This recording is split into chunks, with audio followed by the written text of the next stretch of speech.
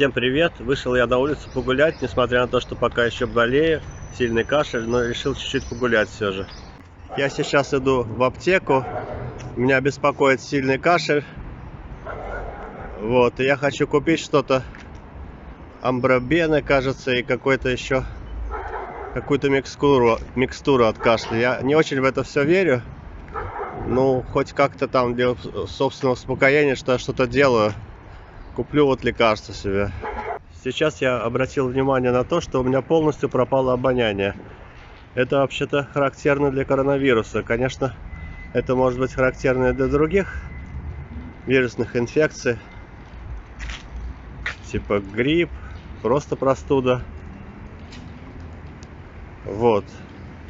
Но вполне возможно, что поймал какой-то вот коронавирус на завершение эпидемии.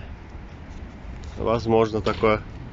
Так, двигаюсь я очень медленно, как старичок, там 80-летний, потихонечку иду по направлению к аптеке. Подошел я к аптеке, а на аптеке табличка: объект культурного наследия регионального значения, жилмассив на Ивановской улице.